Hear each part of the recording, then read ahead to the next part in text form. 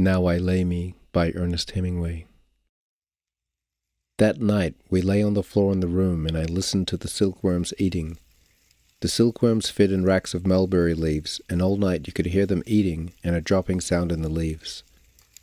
I myself did not want to sleep because I had been living for a long time with the knowledge that if I ever shut my eyes in the dark and let myself go, my soul would go out of my body.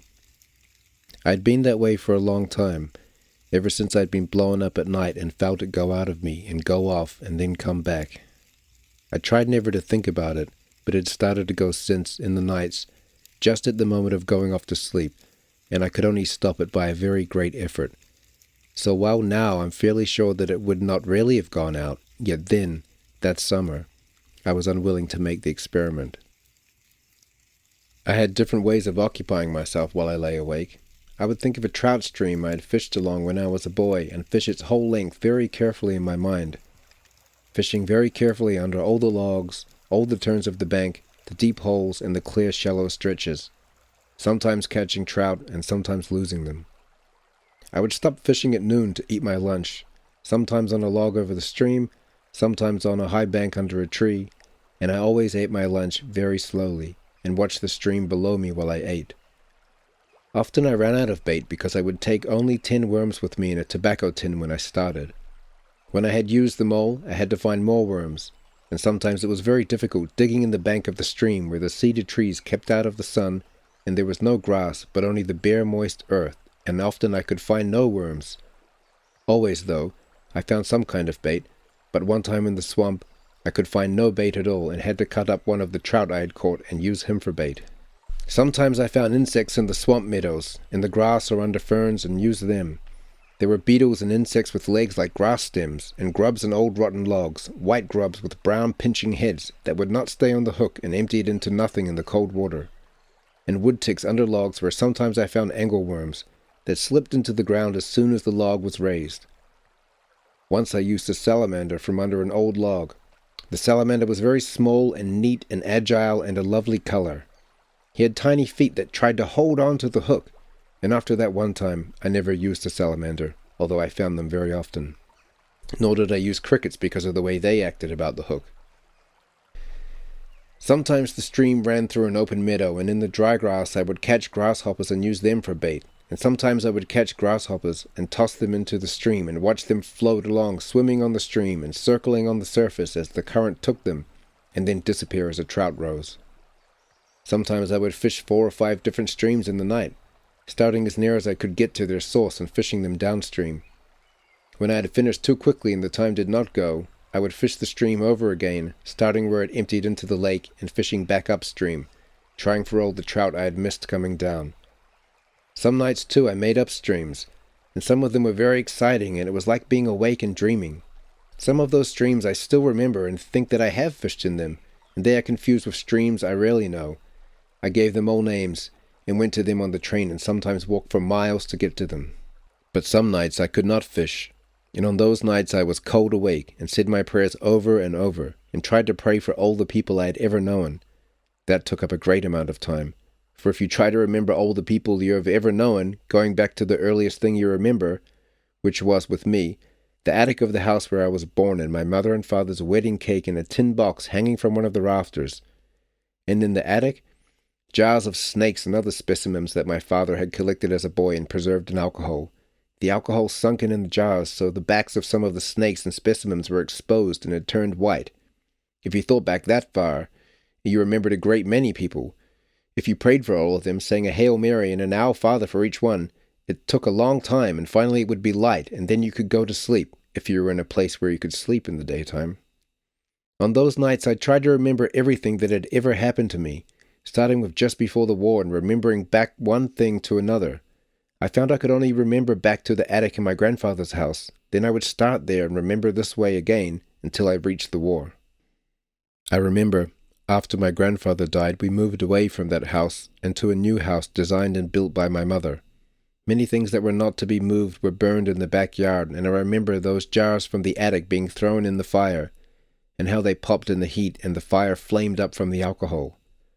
I remember the snakes burning in the fire in the backyard, but there were no people in that, only things. I could not remember who burned the things even, and I would go on until I came to people and then stop and pray for them.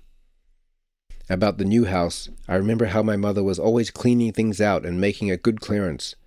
One time when my father was away on a hunting trip, she made a good thorough cleaning out in the basement and burned everything that should not have been there.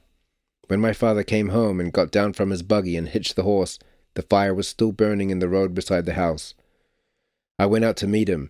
He handed me his shotgun and looked at the fire. "What's this?" he asked. "I've been cleaning out of the basement, dear," my mother said from the porch. She was standing there smiling to meet him. My father looked at the fire and kicked at something. Then he leaned over and picked something out of the ashes. "Get a rake, Nick," he said to me. I went to the basement and brought a rake, and my father raked very carefully in the ashes. He raked out stone axes and stone skinning knives and tools for making arrowheads and pieces of pottery and many arrowheads. They had all been blackened and chipped by the fire. My father raked them all out very carefully and spread them on the grass by the road. His shotgun and its leather case and his game bags were on the grass where he had left them when he stepped down from the buggy. "Take the gun and the bags in the house, Nick, and bring me a paper," he said. My mother had gone inside the house. I took the shotgun, which was heavy to carry and banged against my legs, and the 2 game bags and started towards the house. "Take them one at a time," my father said. "Don't try and carry too much at once." I put down the game bags and took in the shotgun and brought out newspaper from the pile in my father's office. My father spread all the blackened, chipped stone implements on the paper and then wrapped them up. "The best arrowheads went all to pieces," he said. He walked into the house with the paper package, and I stayed outside on the grass with the 2 game bags. After a while I took them in remembering that there were only 2 people, so I would pray for them both. Some nights, though, I could not remember my prayers even. I could only get as far as, "On earth as it is in heaven," and then have to start all over and be absolutely unable to get past that. Then I would have to recognize that I could not remember and give up saying my prayers that night and try something else. So on some nights I would try to remember all the animals in the world by name, and then all the birds, and then the fishes, and then countries and cities, and then kinds of food, and the names of all the streets I could remember in Chicago. And when I could not remember at all any more, I would just listen. And I do not remember a night on which you could not hear things. If I could have a light, I was not afraid to sleep, because I knew my soul would only go out of me if it were dark. So, of course, many nights I was where I could have a light, and then I slept because I was nearly always tired and often very sleepy. And I am sure many times, too, that I slept without knowing it. But I never slept knowing it. And on this night I listened to the silkworms. You can hear silkworms eating very clearly in the night, and I lay with my eyes open and listened to them. There was only one other person in the room, and he was awake too. I listened to him being awake for a long time. He could not lie as quietly as I could because, perhaps, he had not had as much practice being awake. We were lying on blankets spread over straw, and when he moved the straw was noisy, but the silkworms were not frightened by any noise we made and ate on steadily. There were noises of the night 7 kilometers behind the lines outside, but they were different from the small noises inside the room in the dark. The other man in the room tried lying quietly. Then he moved again. I moved too, so he would know I was awake. He had lived 10 years in Chicago. They had taken him for a soldier in 1914 when he had come back to visit his family, and they had given him me for an orderly because he spoke English. I heard him listening, so I moved again in the blankets. "Can't you sleep, Señor Teniente?" he asked. "No." "I can't sleep either." "What's the matter?" "I don't know. I can't sleep." "You feel all right?" "Sure, I feel good. I just can't sleep." "You want to talk a while?" I asked. "Sure. What can you talk about in this damn place?" "This place is pretty good," I said.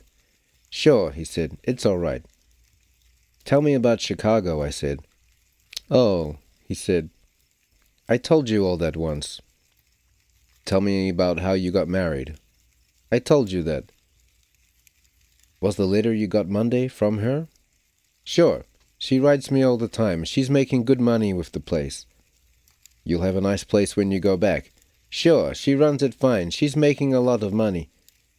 "Don't you think we'll wake them up by talking?" I asked. "No, they can't hear. Anyway, they sleep like pigs. I'm different," he said. "I'm nervous." "Talk quiet," I said. "Want to smoke?" We smoked skillfully in the dark. "You don't smoke much, Señor Teniente." No, I've just about cut it out. Well, he said, it don't do you any good, and I suppose you get so you don't miss it. Did you ever hear that a blind man won't smoke because he can't see the smoke come out? I don't believe it. I think it's old bull myself, he said. I just heard it somewhere. You know how you hear things. We were both quiet, and I listened to the silkworms. You hear those damn silkworms? He asked. You can hear them chew. It's funny, I said. Say, Señor Teniente, is there something really the matter that you can't sleep? I never see you sleep. You haven't slept nights ever since I've been with you. I don't know, John, I said. I got in pretty bad shape along early last spring, and at night it bothers me. Just like I am, he said. I shouldn't have ever got into this war. I'm too nervous. Maybe it will get better. Say, Señor Teniente, what did you get in this war for anyway? I don't know, John. I wanted to, then. Wanted to, he said. That's a hell of a reason. We oughtn't to talk so loud, I said. They sleep like pigs, he said. They can't understand the English language anyway. They don't know a damn thing. What are you going to do when it's over and we go back to the States? I'll get a job in a paper. In Chicago? Maybe. Do you ever read what this fellow Brisbane writes? My wife cuts it out for me and sends it to me. Sure. Did you ever meet him? No, but I've seen him. I'd like to meet that fellow. He's a fine writer. My wife don't read English, but she takes the paper just like when I was home, and she cuts out the editorials and the sports page and sends them to me. How are your kids? They're fine. One of the girls is in 4th grade now. You know, Señor Teniente, if I didn't have the kids, I wouldn't be your orderly now. They'd have made me stay in the line all the time. I'm glad you've got them. So am I. They're fine kids, but I want a boy. 3 girls and no boy. That's a hell of a note. Why don't you try and go to sleep? No, I can't sleep now. I'm wide awake. Señor Teniente, say, I'm worried about you not sleeping, though. It'll be all right, John. Imagine a young fellow like you not to sleep. It'll get all right. It just takes a while. You gotta get it all right. A man can't get along that don't sleep. Do you worry about anything? You got anything on your mind? No, John, I don't think so. You ought to get married, Señor Teniente. Then you wouldn't worry. I don't know. You ought to get married. Why don't you pick out some nice Italian girl with plenty of money? You could get anyone you want. You're young, and you got good decorations, and you look nice. You've been wounded a couple of times. I can't talk the language well enough. You talk it fine. To hell with talking the language. You don't have to talk to them. Marry them. I'll think about it. You know some girls, don't you?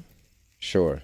Well, you marry the one with the most money. Over here, the way they're brought up, they'll all make you a good wife. I'll think about it. Don't think about it, Señor Teniente. Do it. All right. A man ought to be married. You'll never regret it. Every man ought to be married. All right, I said. Let's try and sleep a while. All right, Señor Teniente, I'll try it again, but you remember what I said. I'll remember it, I said. Now let's sleep a while, John. All right, he said. I hope you sleep, Señor Teniente. I heard him roll in his blankets on the straw, and then he was very quiet, and I listened to him breathing regularly. Then he started to snore. I listened to him snore for a long time, and then I stopped listening to him snore, and I listened to the silkworms eating. They ate steadily, making a dropping sound in the leaves. I had a new thing to think about, and I lay in the dark with my eyes open, and thought of all the girls I had ever known and what kind of wives they would make. It was a very interesting thing to think about, and for a while it killed off the trout fishing and interfered with my prayers. Finally, though, I went back to trout fishing, because I found that I could remember all the streams and there was always something new about them, while the girls, after I had thought about them a few times, blurred, and I could not call them into mind, and finally they all blurred and all became rather the same, and I gave up thinking about them almost altogether. But I kept on with my prayers, and I prayed very often for John in the nights, and his class was removed from active service before the October offensive. I was glad he was not there, because he would have been a great worry to me. He came to the hospital in Milan to see me several months after, and was very disappointed that I had not yet married. And I know he would feel badly if he knew that, so far, I have never married. He was going back to America, and he was very certain about marriage and knew it would fix up everything.